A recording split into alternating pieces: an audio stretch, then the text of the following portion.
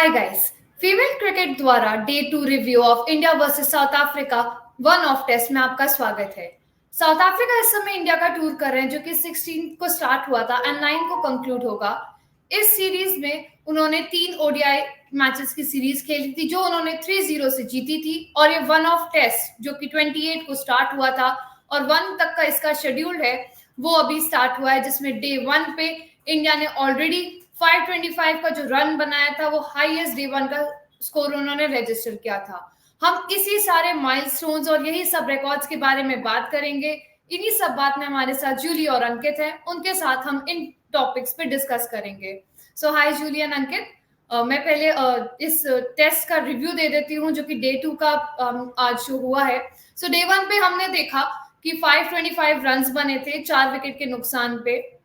फिर उसके बाद डे 2 की जब बात आई तो डे 1 पे हरमनप्रीत कौर नाबाद थे 42 रन्स पे और ऋचा घोष 43 पे थे। उन्होंने अपनी पारी जारी रखी और हरमनप्रीत कौर ने 69 रन्स बनाए 115 बॉल्स में और 4 बाउंड्रीज बनाई। उनको आउट सेखू कूने ने किया एलबीडब्ल्यू के द्वारा, और ऋचा घोष 86 बना के आउट हुई 90 बॉल्स में और 16 बाउंड्रीज उनके बल्ले से आई। उनको एलबीडब्ल्यू मलाबा ने किया। दीप्ति शर्मा आए थे क्रीज पे, 7 गेंदें उन्होंने मात्र खेली, 2 रन बनाए, पर ऋचा घोष के विकेट गिरते ही इंडिया ने डिक्लेयर कर दिया 603 फॉर 6 पर इन 115.1 ओवर्स। तो ये जो मैच हुआ, ये जो 603 का टोटल था, वो हाईएस्ट एवर टोटल रिकॉर्ड हुआ है इन वुमेन्स टेस्ट मैच। इससे पहले 575 का ऑस्ट्रेलिया ने दर्ज किया था साउथ अफ्रीका के खिलाफ, उसको तोड़कर आज इंडिया ने ये रिकॉर्ड अपने नाम दर्ज किया है। और फर्स्ट इनिंग्स का भी स्कोर 473 को बीट करके आज इंडिया ने 603 पे इसको डिक्लेयर कर दिया। अब अगर साउथ अफ्रीका की मैं बात करूं, तो साउथ अफ्रीका साइड ने शुरुआत थोड़ी उनको प्रॉब्लम हुआ था। 8th ओवर में लॉरा वुलवार्ड का विकेट गिर गया था, वो सिर्फ 20 रन जोड़ पाई, जिनको एलबीडब्ल्यू राणा ने किया। फिर एनिका बोश ने भी 39 रन्स ऐड करे उस टोटल में, 73 बॉल्स खेले, जिसका कैच दीप्ति शर्मा ने लिया और बॉलिंग स्नेह राणा ने करी थी। सुनील लुइस ने 65 रन्स बनाए और उन्होंने 164 बॉल्स में इस रन को हासिल किया, जिसमें एलबीडब्ल्यू वो दीप्ति शर्मा द्वारा हुए। फिर डेमी टकर डक पे आउट हुए, जिनका कैच ऋचा घोष ने लिया और बॉलिंग स्नेह राणा ने करी थी। मारिजान कैप इस समय नॉट आउट है 69 रन्स बना के 125 बॉल्स में, और 8 बाउंड्रीज वो अपने बल्ले से इस समय जड़ चुकी हैं। नरिंदी क्लर्क भी इस समय अनबीटन है 27 रन्स पे और 28 बॉल उन्होंने खेली और 5 बाउंड्रीज उनके भी बल्ले से आ चुकी है। तो 72 ओवर्स की ये पारी साउथ अफ्रीका खेल चुकी है, जिसमें 236 runs for the loss of 4 wicket south Africa ने दर्ज करे हैं, जिसमें अभी 367 रन्स की ट्रेल है। सो बहुत ही अच्छा एक मैच हुआ, जिसमें 78 रन्स इंडिया ने और ऐड करे 17.1 ओवर्स और खेलकर। कल लग रहा था शायद डिक्लेयर कर देंगे अगर इन दोनों का विकेट गिरता, तो वैसा ही हुआ, उन्होंने 603 पे डिक्लेयर किया। बट साउथ अफ्रीका का लगा था कि शायद उनको डिफिकल्टी होगी, बट इस समय भी बहुत अच्छी शुरुआत उन्होंने मिडिल में बनाई। बहुत सुनील लुइस और मारिजान कैप ने भी उनका साथ दिया और उन्होंने एक अच्छी साझेदारियां रची। अब इसके बारे में हम डिस्कस करेंगे इसी वीडियो के एंड तक। तो उससे पहले जूली, मैं आपसे पूछूंगी, आपका डे 2 का एक्सपीरियंस कैसा था? ये इंडिया का इतना बड़ा रिकॉर्ड देखकर, साउथ अफ्रीका का हमने देखा कॉम्पिटिटिव, उन लोगों ने टफ एक फाइट भी रखी है, तो उस चीज को देख के आपके क्या कहने हैं? अच्छा रहा डे 2, हम जरूर कहेंगे इंडियन पर्सपेक्टिव से, क्योंकि रन्स भी उन्होंने स्कोरबोर्ड पे डाले, जैसे कि आपने कहा 78 रन्स और ऐड करे, जो ओवरनाइट उनका डे 1 का स्कोर था 525, उसके बाद 78 रन्स जोड़े तो 603, जो हाईएस्ट स्कोर है वुमेन्स टेस्ट क्रिकेट की हिस्ट्री में। तो बहुत बढ़िया रिकॉर्ड भी बनाया इंडियन टीम ने। और ऋचा घोष और हरमनप्रीत कौर का विकेट जाते ही हमने देखा कि इनिंग्स डिक्लेयर हुई थी, तो काफी एक्सपेक्टेड था। तो मेरे ख्याल से रन से ज्यादा आई थिंक टीम मैनेजमेंट ने डिसाइड किया होगा कि शायद ये दोनों के अगर विकेट्स जाते हैं जल्दी लंच के पहले, तो शायद डिक्लेरेशन हो सकता है, और वैसे ही कुछ हुआ। मेरे ख्याल से पहला घंटा बीत चुका था दिन का और second half of the first session में डिक्लेयर हो गई थी इनिंग्स। और काफी स्ट्रेटेजिक मूव भी हम कहेंगे, क्योंकि साउथ अफ्रीका ने भी एक्सपेक्ट नहीं करा होगा कि इतने जल्दी डिक्लेरेशन आएगा, क्योंकि कल जैसे कि हम बात कर रहे थे, मुझे लगा शायद लंच के बाद थोड़ा खेले और डिक्लेयर होगा, बट वैसा हुआ नहीं। काफ़ी सरप्राइज़ मिला आई थिंक साउथ अफ्रीका को भी, बट अच्छी पारी हमने देखी। हरमनप्रीत कौर पहली हाफ सेंचुरी उनके बल्ले से आई, काफ़ी सरप्राइजिंग लगा, क्योंकि हरमनप्रीत कौर जैसी एक सीनियर प्लेयर, उनका ये हाईएस्ट स्कोर है ये टेस्ट क्रिकेट के अंदर। But congratulations to our captain Harmanpreet Kaur, और उनके साथ ऋचा घोष ने मिलकर जो 143 रनों की साझेदारी करी, वो देखने में काफ़ी मज़ा आया। एक काफ़ी अच्छा लगा कि एक तरफ था एक्सपीरियंस, दूसरी तरफ था एक्सूबरेंस, तो ये दोनों चीज़ें जब इन टैंडम चल रही थी तो एज व्यूअर्स देखने में बहुत मज़ा आ रहा था। ऋचा घोष काफ़ी फियरलेस क्रिकेट खेल रही थी, तकरीबन 100 का उनका स्ट्राइक रेट भी रहा था, 90 गेंदों में उन्होंने 86 रन बनाए। और हरमनप्रीत कौर जो उनका एक्सपीरियंस है वो काफ़ी स्टेबिलिटी के साथ खेल रही थी, ज़्यादा जोखिम लेने की उनकी कोशिश नहीं थी, बट ये काफ़ी उपयोगी रहा इंडियन टीम के लिए, और आखिर में वो 603 का आंकड़ा भी टच किया। और उसके बाद जब गेंदबाजी का समय आया तो काफ़ी एक्सपेक्टेड था कि तेज गेंदबाजी शुरुआत करेंगे पूजा वस्त्रकर एक तरफ, रेणुका सिंह ठाकुर एक तरफ, बट ज़्यादा स्पेल्स, बड़े स्पेल्स हमने देखे नहीं उनकी तरफ से, क्योंकि शायद हरमनप्रीत ने जल्दी देख लिया होगा कि शायद स्पिनर्स को ज़्यादा असिस्टेंस मिल सकता है। तो मेरे ख्याल से छठवें या सातवें ओवर में ही उन्होंने स्नेह राणा का इंट्रोडक्शन करा बॉलिंग अटैक के अंदर। फर्स्ट चेंज एक ऑफ स्पिनर स्नेह राणा उनको लाया, तो आई थिंक उन्होंने अपनी दूसरी ओवर में लॉरा वुल्फार्ट का बड़ा विकेट लेकर एक early breakthrough Indian team को दे दिया, क्योंकि अगर वहां पे अगर विकेट नहीं जाता लॉरा वुल्फार्ट का तो शायद एक अलग पिक्चर हम देख पाते eight the end of day 2। But कप्तान लॉरा वुल्फार्ट का विकेट स्नेह राणा को मिला। थोड़ी अनलकी मैं कहूंगी लॉरा वुल्फार्ट, क्योंकि वो बैकफुट पे पुल करने की कोशिश रही, बॉल कम बाउंस हुआ, उसकी वजह से वो एलबीडब्ल्यू करार दी गई। बट कोई कोई बात नहीं, आई थिंक टेस्ट क्रिकेट में ऐसे होते रहता है, बाउंस लो होता है, कभी स्पिन ज्यादा होता है, तो आई थिंक अगर वो बैकफुट पे नहीं खेलते या फ्रंट फुट पे वो खेलने की कोशिश होती तो शायद लॉरा वुल्फार्ट का विकेट वहां पे बच जाता।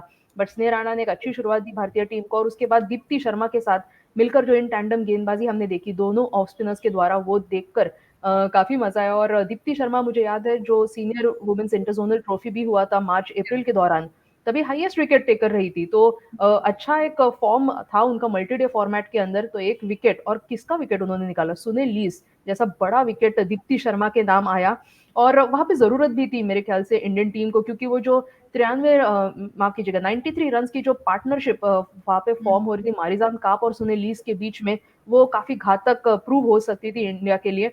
बट दीप्ति शर्मा को जैसे हरमनप्रीत कौर ने गेंद थमाई तो एक बेहतरीन वो डिलीवरी करी, पीच ऑफ डिलीवरी हम कहेंगे, एलबीडब्ल्यू आउट किया उन्होंने सुनेलीस को, काफी अच्छा उनको टर्न मिला, और जो उनका जो रेव्स जो डालती है वो बॉल के ऊपर, वो देखने में बहुत मजा आया। तो वो एक बहुत बड़ा विकेट वहां पे दीप्ति शर्मा को मिलता है। और स्नेह राणा ऑफ कोर्स जिसकी मैंने पहले भी बात करी, 3 विकेट्स उन्होंने लिए हैं, 20 या 21 ओवर्स उन्होंने आज के दिन में डाले, तो काफी काफी अच्छा था ये परफॉर्मेंस इंडियन बॉलर्स की ओर से।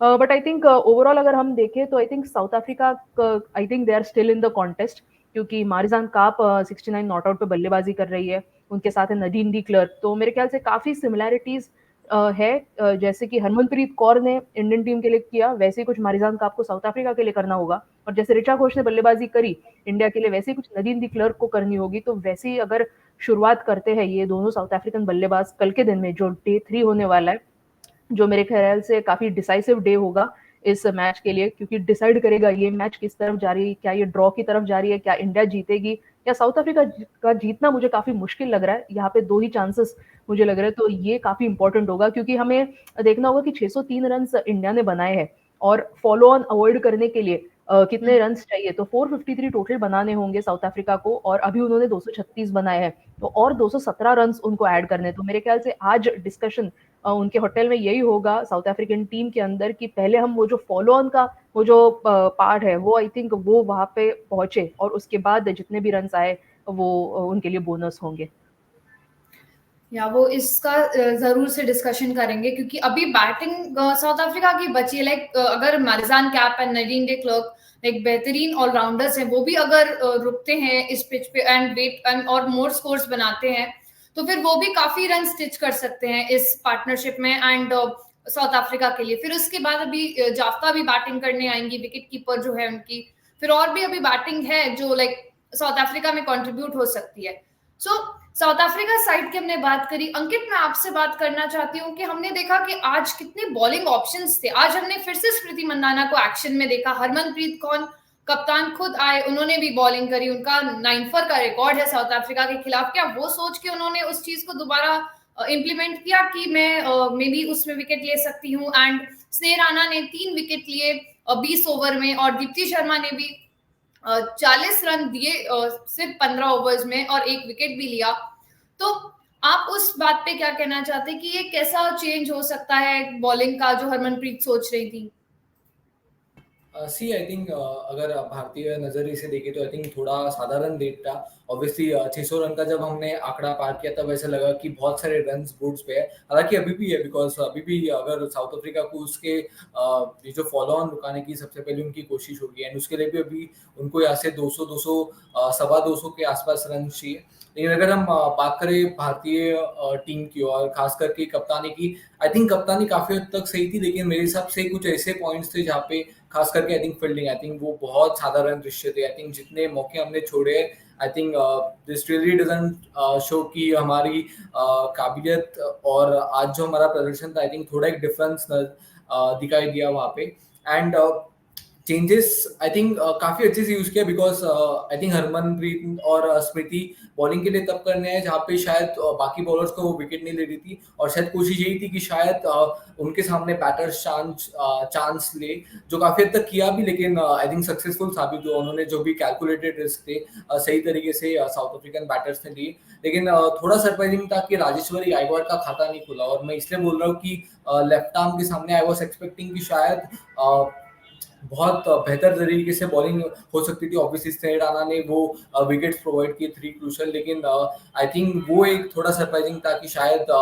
राजेश्वरी गायकवाड़ अगर उनका एक खाता खुलता तो शायद 6-7 विकेट साउथ अफ्रीका के आज के दिन तो चले ही जाते, बिकॉज ऑब्वियसली एक और चीज है कि एज अ सेट की फील्डिंग बहुत साधारण थी। आई थिंक मेरे हिसाब से आई कांट से कि एग्जैक्ट नंबर क्या होगा, लेकिन 10 से 12 मौके तो मुझे ऐसे नजर दिखाई दिए। इवन ग्राउंड फील्डिंग मुझे कुछ बहुत ज्यादा एफर्ट दिखाई नहीं दिया कि बहुत जहाँ पे फील्डर्स ने बहुत स्लोपी रहे, और थोड़ी वो एक ऐसा डिपार्टमेंट रहेगा आई थिंक इंडियन टीम जो कल उनको सुधार हमें, मैं उम्मीद कर रहा हूँ कि हमें वो देखने मिलेगी, बिकॉज कल एक बहुत क्रूशल डे है। तारीफ साउथ अफ्रीका की भी होगी कि उन्होंने अगर यहाँ से 2 ही दिन बचे, अगर उन्होंने फॉलो ऑन अवॉइड किया तो मेरे हिसाब से उनके पास एक बहुत अच्छा मौका है ये टेस्ट को ड्रॉ करने के लिए, विच आई फील कि उनके लिए शायद एक विनिंग पॉइंट ऑफ व्यू से they will be very happy अगर वो ड्रॉ हासिल कर पाते इस टेस्ट से। या लेट्स सी कि नेक्स्ट 3rd डे में क्या होता है, बट उससे पहले डे 2 के सारे माइलस्टोन्स अब हम डिस्कस करते हैं। कि अगर इंडियन साइड से हम बात करें तो हमने देखा कि इंडिया ने अपना highest ever innings total register किया। ये 603 का जो टोटल है वो उन्होंने बनाया। इससे पहले ऑस्ट्रेलिया ने सेकेंड इनिंग्स में साउथ अफ्रीका के खिलाफ 2024 में 575 फॉर 9 का उन्होंने बनाया था, जब उनका सेकंड मतलब फर्स्ट इनिंग्स उनकी बैटिंग थी, पर मैच का सेकंड इनिंग्स उस हिसाब से उन्होंने जब बनाए थे तो उसको इंडिया ने ओवरकम किया, एंड 603 का उन्होंने ये बड़ा टारगेट एक सेट किया।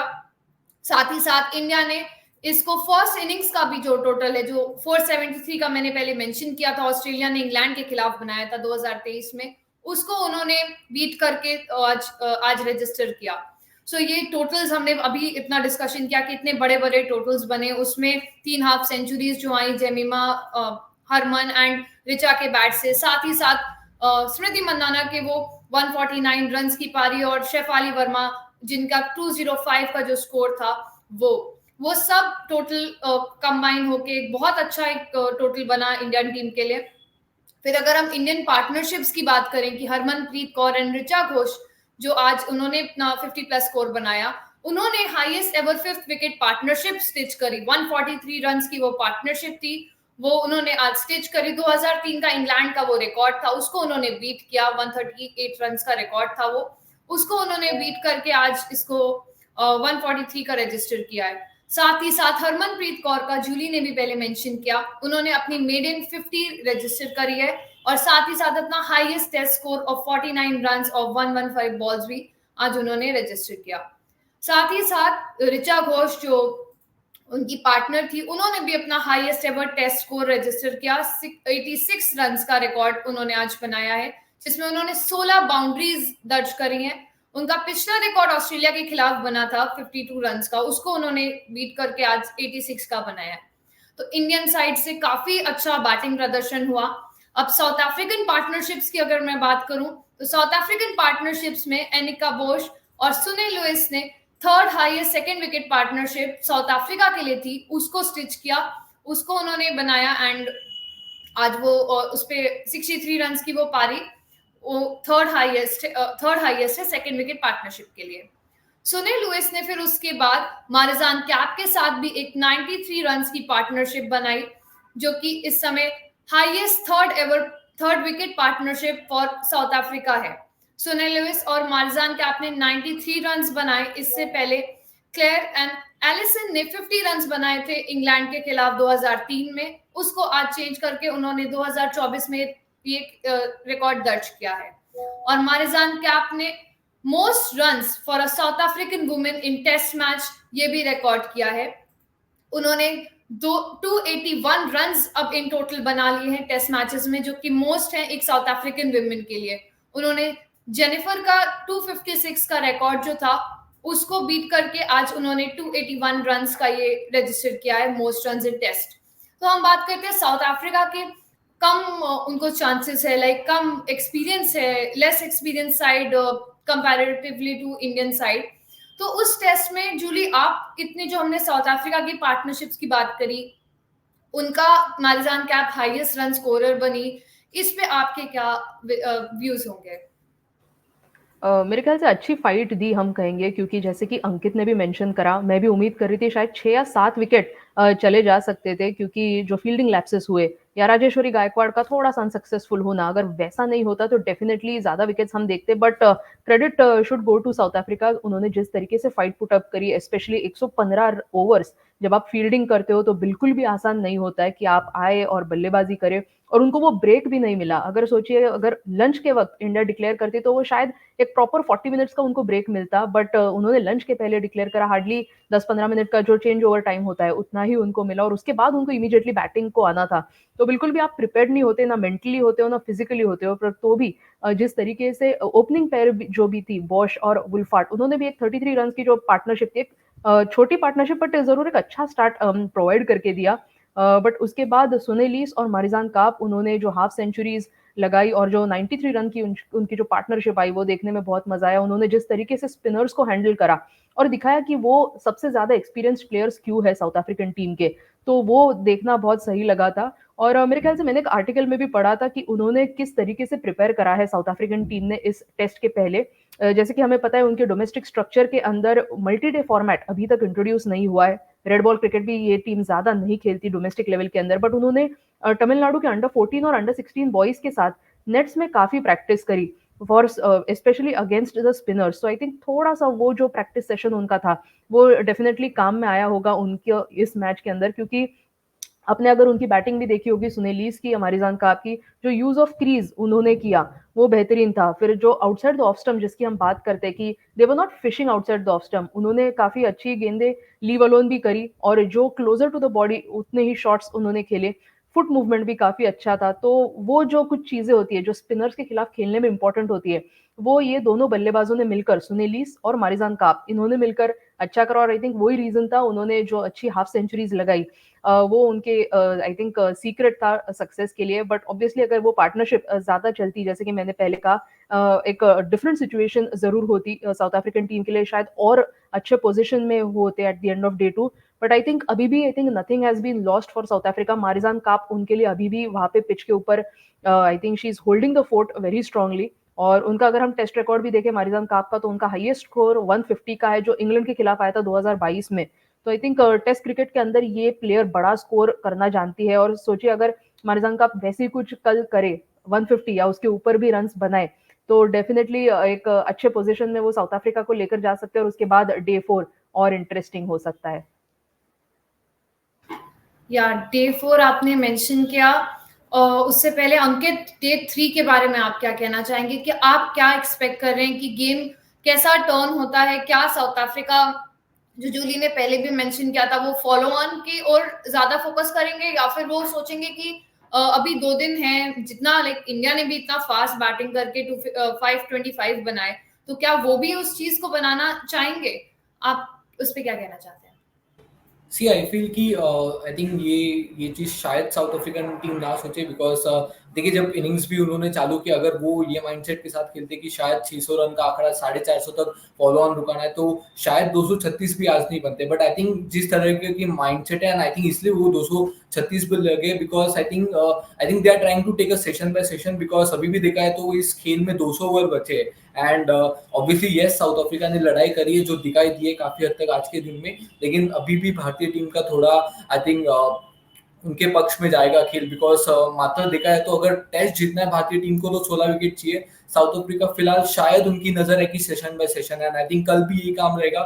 सबसे पहले आई थिंक 300 का आंकड़ा अगर साउथ अफ्रीका कल पहले सेशन में पार करे विदाउट लूजिंग अ विकेट, तो फिर आई think they can start thinking of the follow on. लेकिन आई थिंक सबसे बड़ा काम होगा बिकॉज तीसरा दिन शायद गेंद बहुत घूमेगी। और दूसरी तरफ I think Indian team, I think अगर फील्डिंग में अगर वो अपना काम करे, थोड़ी इंप्रूवमेंट अगर हमें नजर आए, तो आई थिंक बॉलर्स अपना काम काफी हद तक करे। आई थिंक चांसेस हमें हर एक डेढ़ घंटे में देखने मिले जब भी इवन पार्टनरशिप्स क्रिएट करी गई थी। तो I think I am pretty sure कि आई थिंक इंडियन टीम और पिच कंडीशंस भी थोड़ा अब बॉलर्स को फेवर करेगी, बिकॉज ये तीसरा दिन है। लेकिन मैं उम्मीद कर रहा हूँ कि साउथ अफ्रीकन टीम अगर वो 300 रन का आंकड़ा पहले सेशन में विदाउट लूजिंग अ विकेट पार कर देते, बिकॉज उनके लिए भी एक और मुश्किल चीज है कि 6 विकेट हाथ में, लेकिन उसमें से मेन बैटर जो है आपके अब फिलहाल 2 क्रीज पे, इसके बाद विकेट कीपर बैटर, तो बहुत ज्यादा डेप्थ नहीं है। आई थिंक वहां पे उनके लिए वो 2-3 नेक्स्ट विकेट्स या फिर पार्टनरशिप्स बहुत क्रूशल रहेंगी। तो आई थिंक कोशिश रहेगी कि अगर 300 रन का आंकड़ा उन्होंने पहले सेशन में काम पार किया विदाउट लूजिंग अ विकेट,